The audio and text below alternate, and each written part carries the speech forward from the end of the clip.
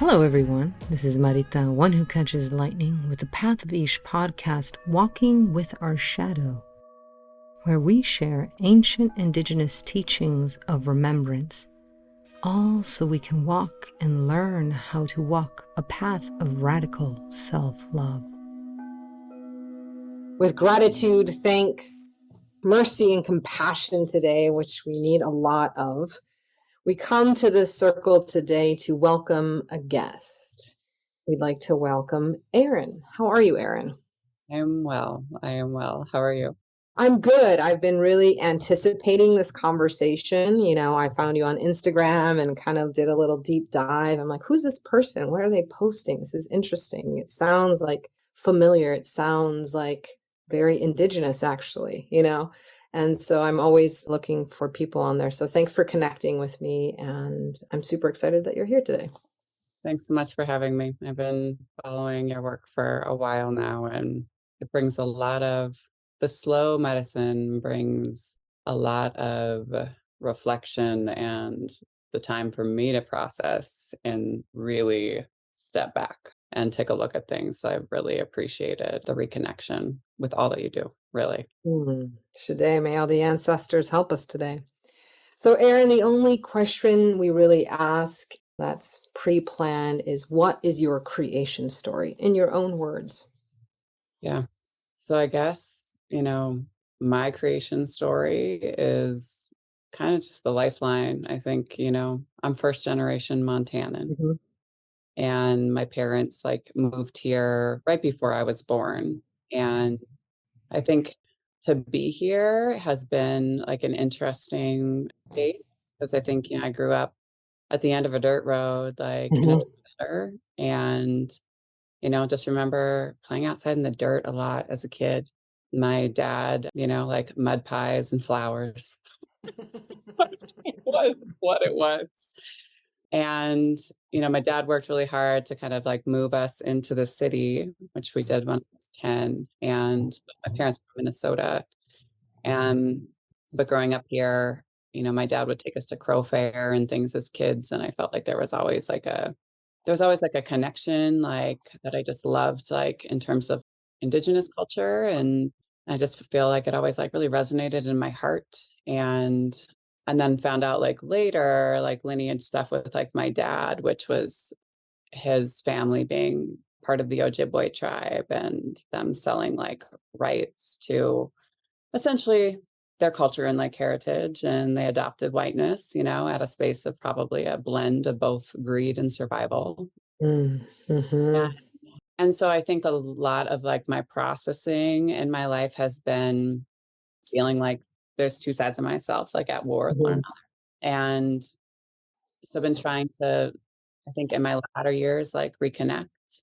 And then Mhm. I think, I always kind of resonated in a space of justice, and was Mhm. involved in Planned Parenthood when I was younger, and went out east. And I feel like I followed my intuition a lot more than in my younger years that I give myself credit for.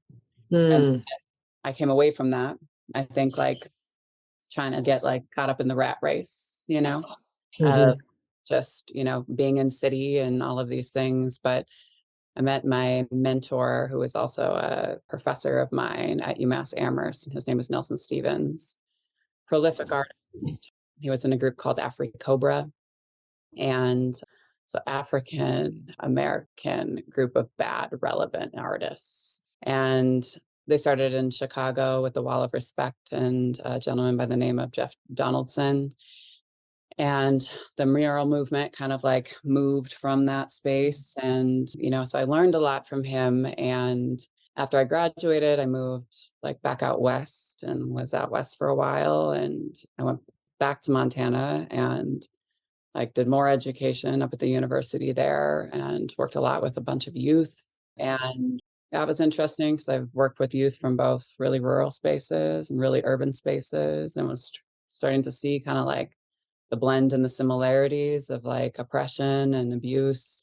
And then I went to Minneapolis and kind of dove into culture. And that's when I really realized that I was doing the work, doing a lot of nonprofit work, a lot of, volunteer management and organizing. And I was in AmeriCorps when I was there. And I had a moment talking with a woman at a church on the south side of Minneapolis. And she said something that really stunned me. And I just had a moment where I was like, I don't live in the community, but I don't live in the community.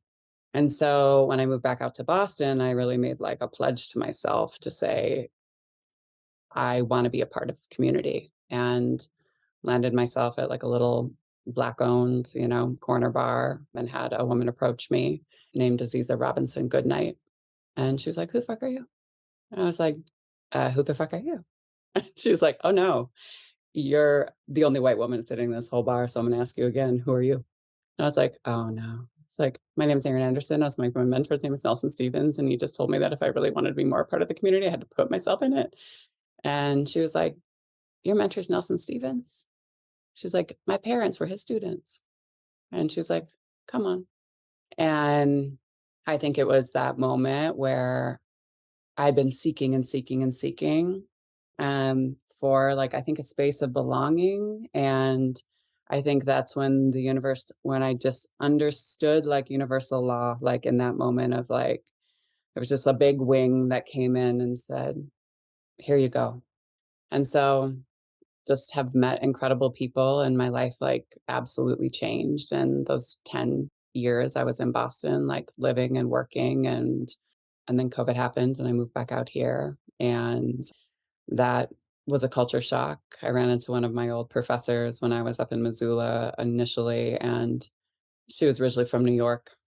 And she was like, how you doing? And I said, I think I'm going through this thing called culture shock that we studied. And she's like, yeah, you most definitely are. And so now like the creation, like space for myself is, I think I've had like revelation recently is like, I know I'm just like kind of vessel. And so I'm sitting back and, I think for so long, I just wanted to like be the one that was like directing things in my life to make sure, and I just realized that usually things don't like necessarily work out for me the best when I do that.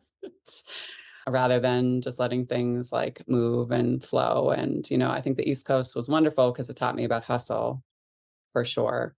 And then moving back out west, like everything just slows down here, and I think there's that sense of like urgency, like from a white supremacist norm of being like, we got to get, but for my mind, in my mind, I was like, oh, that's not a white supremacist thing. Like, it's kind of like, we got to get things done because bad things are happening. Because I was like, oh, because bad things are happening and I'm trying to fix them. Right. And so rather than just being and allowing things to kind of like move and like flow. So, but I think my creation story has come from a space of learning to listen to intuition and also learning when I haven't listened to intuition. That's kind of landed me here in my space in my life right now, where there was like yoga and things like that. There's so much here that I'm just like, we could probably talk for days, you and I, but I'm curious, right? You've used a few phrases. You've used intuition a lot, listening to it, not listening to it. You've painted this imagery of rural communities and urban communities and being, how am I a white person and all of these things. The exchange of culture for survival and greed was really interesting to me. So, first of all, let's talk about intuition. When you're speaking of intuition, I want to talk about how does the environment that you come from or that you are existing like change that, right? How did your intuition in Boston, appear and change versus growing up and making mud pies or returning back to a rural environment? I feel like there's this idea that intuition is almost like the soul, in religion, that it's pure and that it's better and that it's untouched and it is like the ultimate of who we are. But I feel, and you could correct me, you can think something different, that intuition is shaped, that it's a reflection of the environment of who we are and our journey, interior as well as the exterior journey. So I kind of want to, if you want to explore this with me, I'd love to explore kind of that shaping of your intuition from mud pies to bars in, in Boston, and now yoga in Minnesota. I feel that I think intuition when I was a kid, right, was really like deep and spot on, right? I think that there was just kind of there was a deeper knowing and a sense of not just self, but things around me, right? Living out like in the country in Montana, like, well, all senses had to kind of be on as you're out, like, playing in certain areas where there's like rattlesnakes and things along those lines, right? Like you had to have some type, but some of that, was a lot of, my parents teaching me too, like, this is what you're listening for, you know, and, what are you looking for? And I think my younger years too, it's like I had like kind of a sense and an intuition about people, right? And, even people that were in like authority positions that just rubbed me the wrong way as a kid, like just being like, I don't, and trying to kind of like bring that up in question. And I think for me in my life, like when you have somebody that essentially that's an adult that kind of like questions your intuition as a kid. My therapist said a good thing to me at one point in time. I was like, I don't know, I just don't really trust them. And she was like, oh, do you trust yourself? And I was like, and so that like really had me like kind of go back to this space of like intuition of, I don't know, like, do I trust myself? Not so much like me with like other people, but like me knowing what is best for myself in any like space and like time. Right. And I think to have your intuition questioned young makes you really doubt yourself. Right. I think intuition in Boston, somehow for me, intuition always comes back to like a space of innocence too.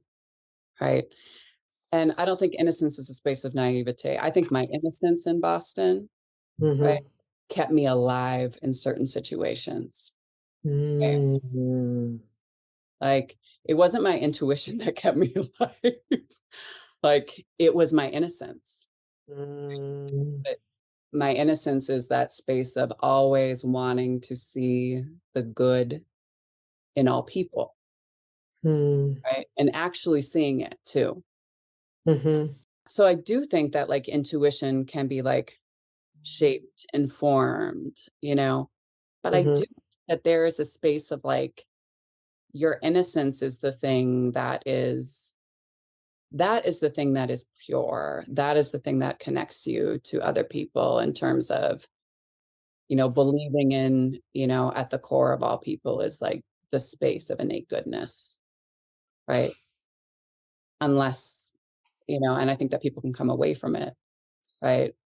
But still always trying to kind of like see like the light or the soul or whatever in somebody else's like eyes. And then I think like to come back out to Montana was because I think that there's also like a spiritual element. When I came back out to Montana, I was so overwhelmed from a space of, I think, intuition and spirit.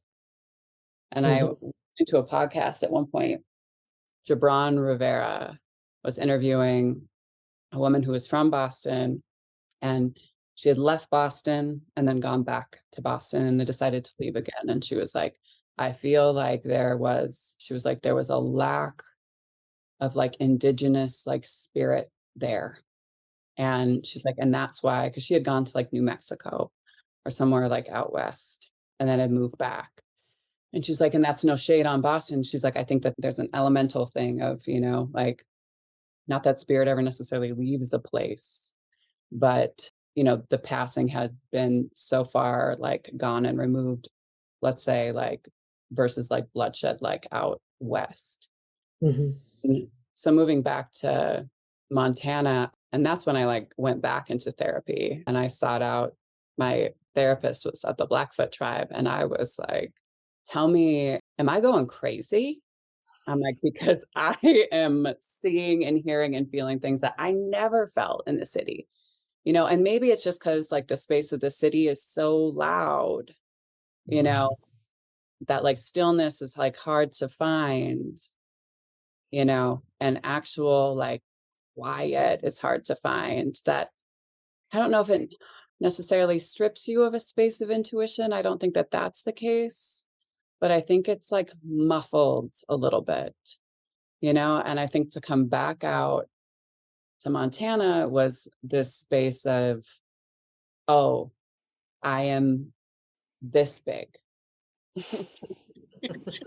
um, and so I agree with you in terms of there being like a shaping, you know, because I think that I think everything is more complex and at the same time it's so simple. Yeah.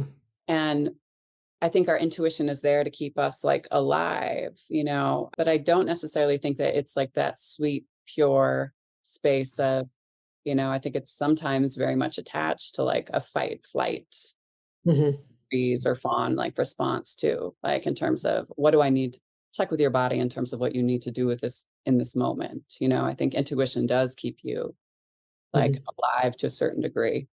Mm-hmm. That can be a gritty like navigating, Mm-hmm. you know, but I think like to like pour the innocence into it, like Mm-hmm. as well as kind of like you're dealing with a different cup at that point. Yeah, no, it's, I believe it's very complex. And I think we always frame things and define things based on our cultural background, right? I feel that many times when you used intuition was like, yeah, like you said, fight or flight. Am I safe here? Mhm. And there's levels of safety. And unfortunately, I think we've taken this idea of safety in modern times to it's very different from, is there a rattlesnake about to kill me? Right. Right. And I think it's interesting to see if we look as humans and society developing, how we still relate to these instincts, as you're saying, that are born in and of nature in relationship to those spaces. And then we take them into unnatural spaces, human made spaces. We're natural, but the more that we get into these, whatever we're doing right now, that's a whole nother conversation. And we're still trying to use those instincts, yet we have no idea, right? Everyone then becomes a rattlesnake, and then everyone's traumatized, and everyone's like on edge at the same time, and everyone's looking for, when am I going to get bullied or spoken to, just everything. And it's just like, I remember listening to a guy here in Maui. He does Pohala Botanicals that we do a lot with the cacao. And he's like, found himself, I think, in San Francisco. And he was like, am I physically safe? Right? Yes, I am. Mhm. I'm physically, I am safe. Right? Mhm. Do I have access to resources? Yes or no, right? And just Mhm. kind of started talking himself down, Mhm. because from being on the islands, right? Am I safe? Very different than am I safe in a city? What Mhm. do I have access to? What do I not have access to? And I feel many times when I've listened to, white spiritual colonial spaces, which is called, New Age and stuff like that, that like even the conversations of instincts and trauma and feeling and going with the flow are man-made. Mhm. They're not of the natural world. Like even when people are like, well, it's not going with the flow, I go, have you ever been to a river? No. Well, then what kind of flow are you talking about? Mhm. Well, we're not connecting. What are you meaning? Well, my computer, have you been to a river and connected? Do you know the mycelia? Do you dig in the dirt? No. Oh, your bandwidth is down. So now we're even using words as we're computers. Right. And our idea of connection and interconnection is like, does my computer work? Which we had issues earlier, right? Right. But, it's just like that reference point, I feel, is metallic almost. Nothing against metals, they're natural. But there's no nature in their reference points. And so I'm wondering if you've experienced any of that shift from, again, your that imagery of the mud pies. Like, I knew things, I felt things, I was there, Mhm. right? Kind of full circle, coming back, learning how to make mud pies. What does that do to the knowing, right? Because you're an adult, you're Mhm. highly educated. and you're having a meltdown, and you knew more when you were making mud pies, or so you say in this, so it's like that's a kind of a cultural mind fuck, Yeah. right? Because in Western culture and white culture, you're supposed to grow and know and conquer, even your intuition. So how can, because you do a lot of yoga, how can somatic exercises, how can yoga, right, help us and help people return to body and land and start refeeling intuition? Yeah.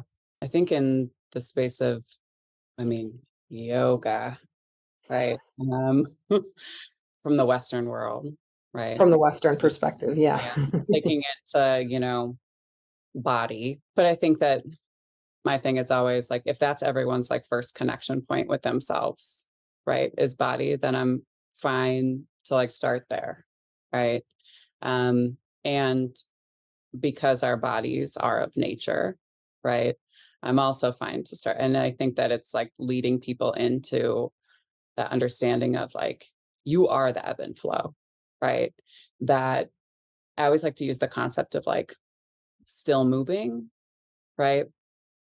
And like playing with that, like I like that. in longer holds, right?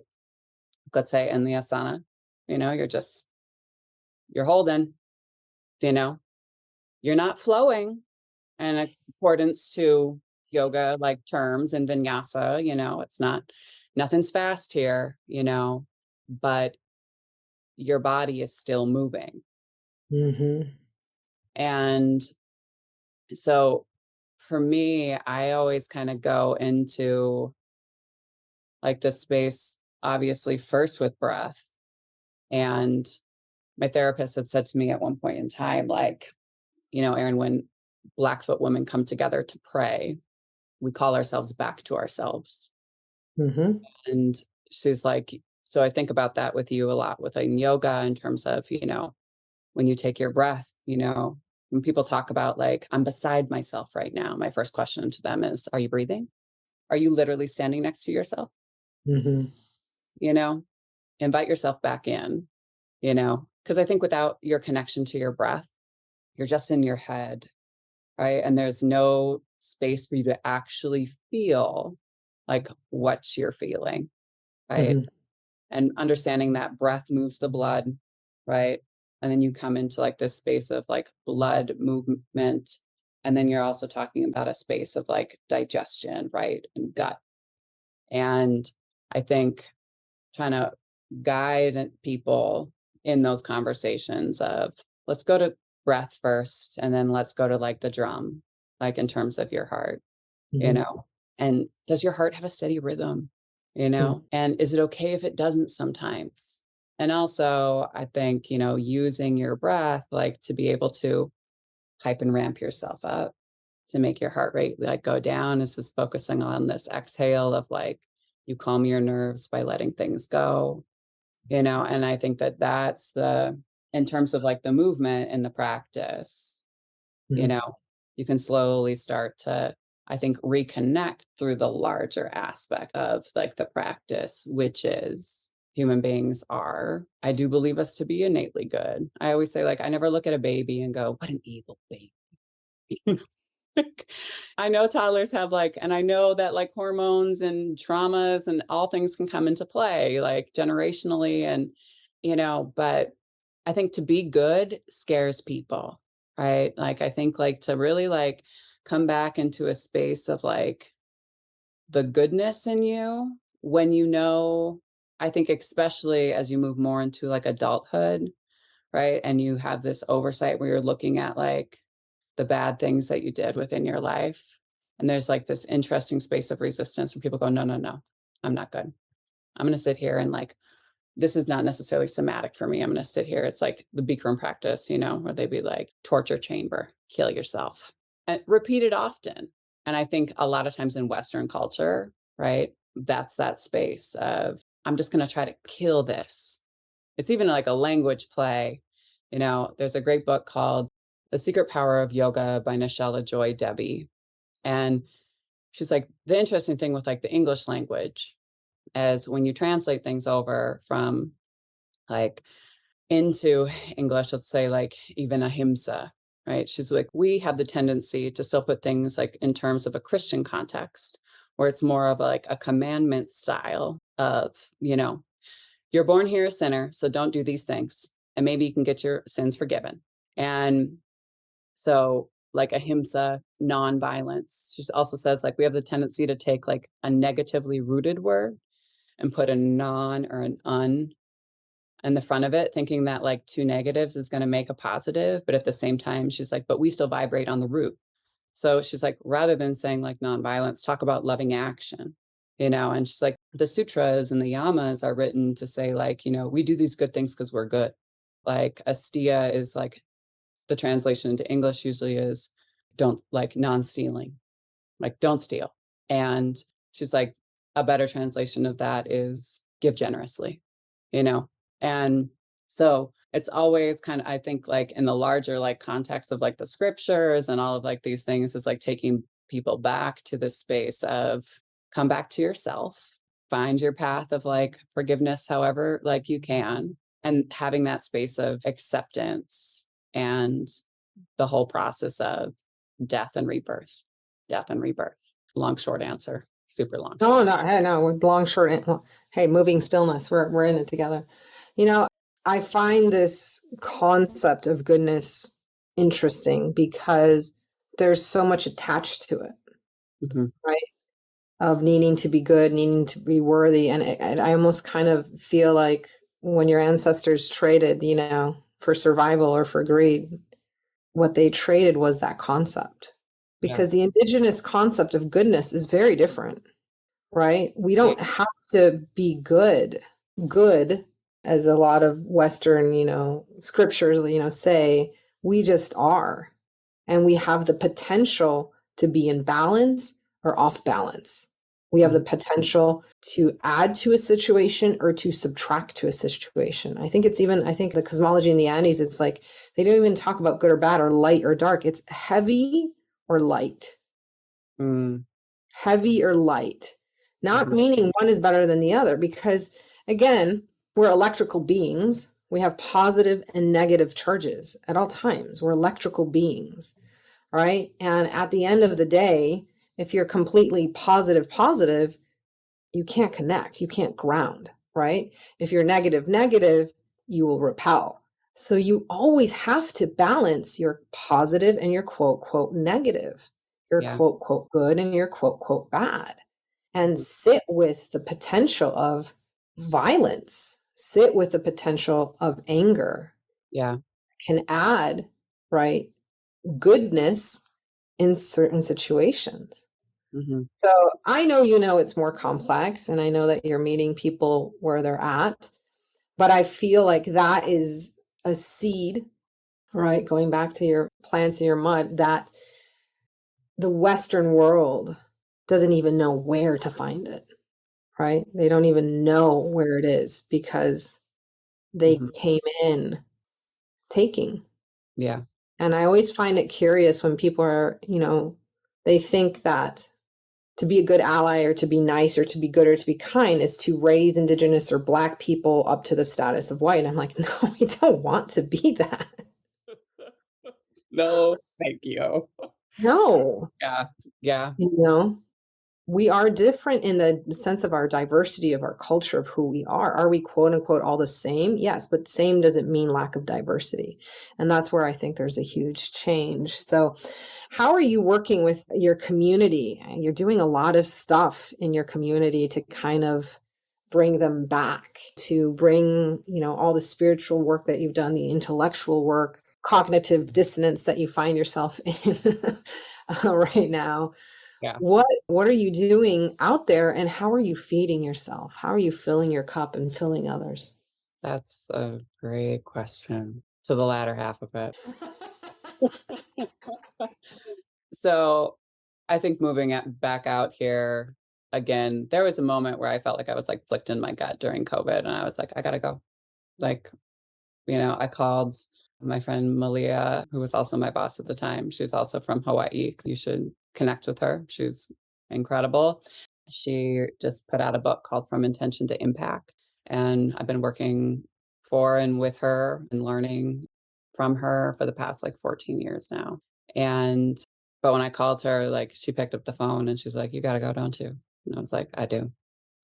So, I think initially moving back out here and kind of experiencing like spirit the way I was experiencing it too, I was like, I could not talk about this, but I'm going to talk about it. And I felt so validated in those moments because I also had other white women in my circles that were like, I am so glad that you're talking to me about this because I experienced something very similar.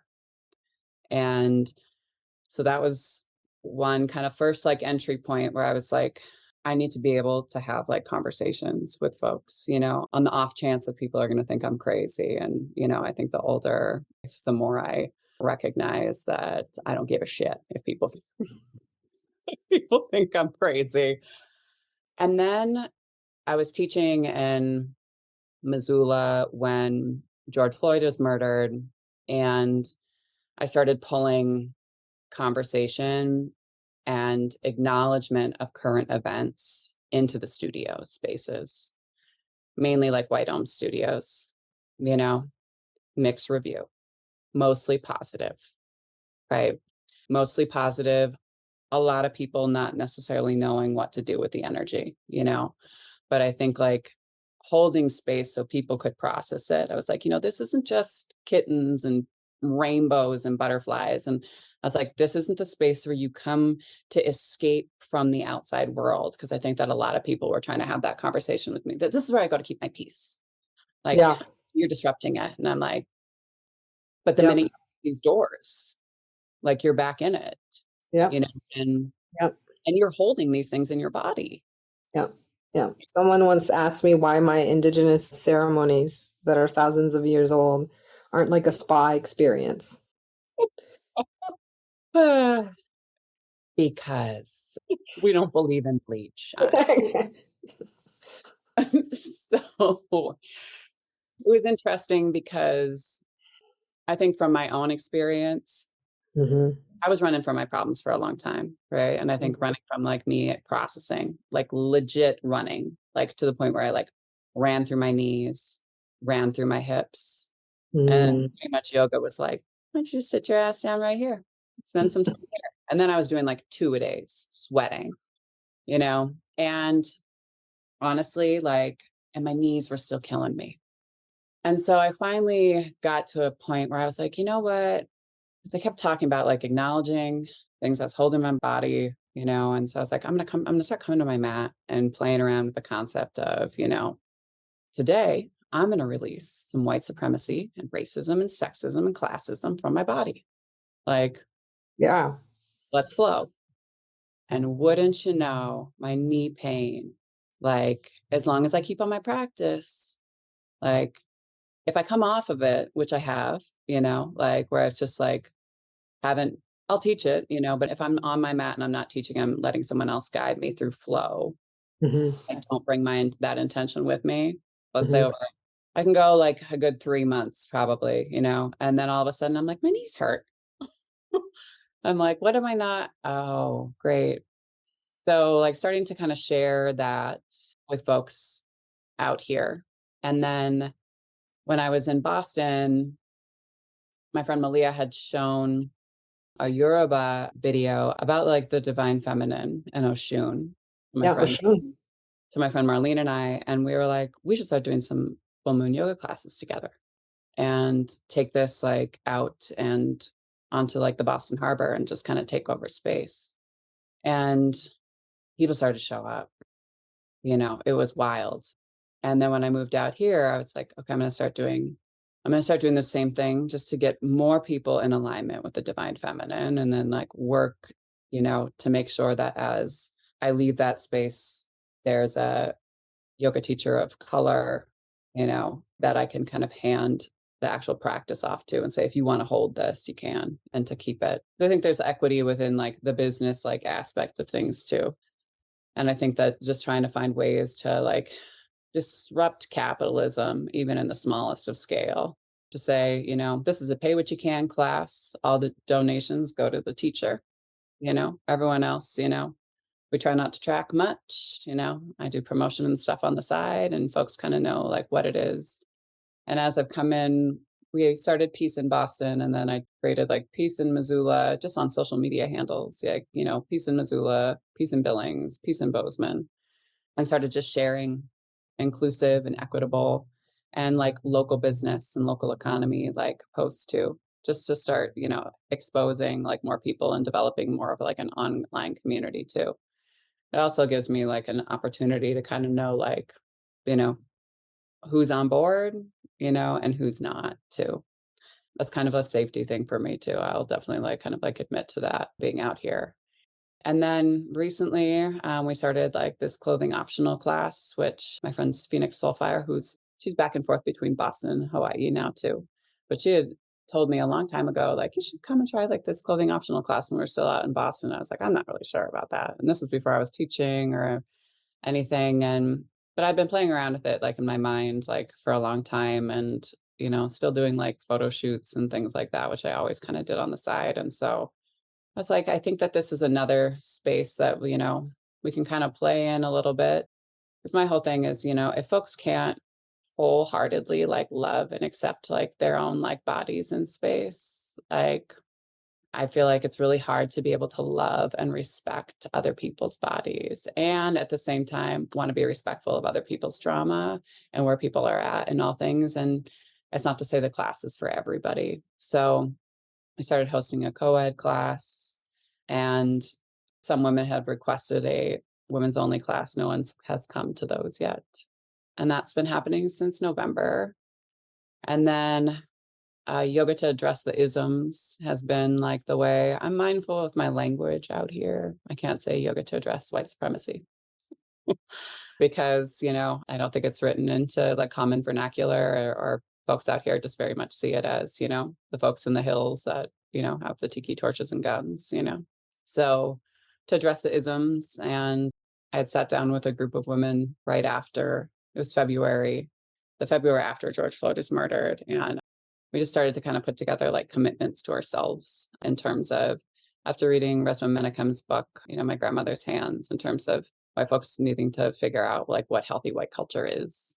And so really like sitting down because I think a lot of people are like, what can I do? What can I do? I'm like, I'm just going to put together a reading packet for you all here's a place to start, and so that like lives on my website. And that's kind of what we're walking through in the yoga to address the isms class, and I think it's been a slow crawl. Things are, I think, in Montana, Billings like per capita is one of the most like violent cities in America. I've had 4 people shot and killed on my block since I moved into my spot. Well, since last March, actually, one of them being my next door neighbor. And it's been wild, like, and so I've just been in a real space of, I just finished a proposal to do like some work with, as long as we can get like funding behind it, with Parks and Rec and a spot called Angela Piazza's that focuses on like domestic violence, to do some more, wellness programming in parks around the city. I think to be able to give people a space to come out, and to like meet their neighbors and to breathe, and to put their feet on grass and play. And so, and then I think like filling the cup, I thought for a long time, like the work was like me filling my cup. And I would say some of it is, right? But I definitely kind of like I keep hitting like a wall. And thankfully that there's a healing community, that's out here.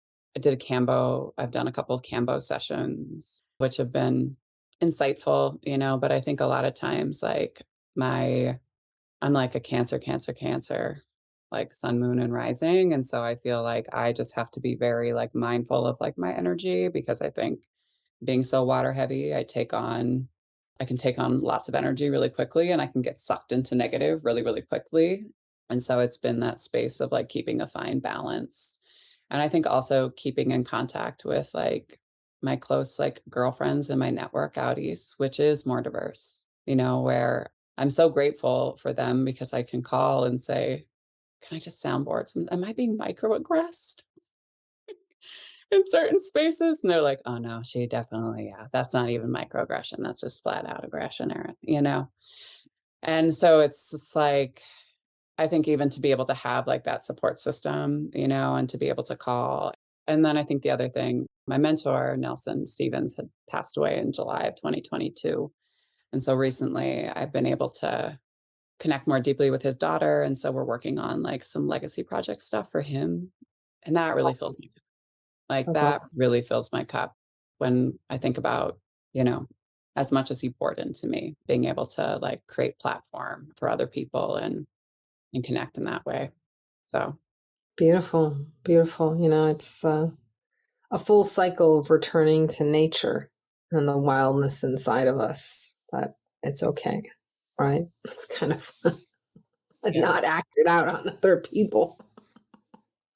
Yeah, yeah. And I don't know, thankfully out here, I bought a car. I was without a car for like years and years and years living in the city and even up in Missoula. But Billings is not a space where you can't have a car. I scream in my car a lot. Not a lot, but more I did. Like I was like, I'm thankful for this little box space because I know that, I'd scare other people if I did this, like out in hope. I mean, granted, there's enough open space, but you have to drive to get Drive out to get of town to get there. And I hope like in the summertime, I think the other thing that when I first moved to Missoula, I felt like there was just like such a calling back to the river because the Clark Fork and the Blackfoot move through there. And my family has land in Minnesota on a little lake. So it's like, I love the lake, but I love the river.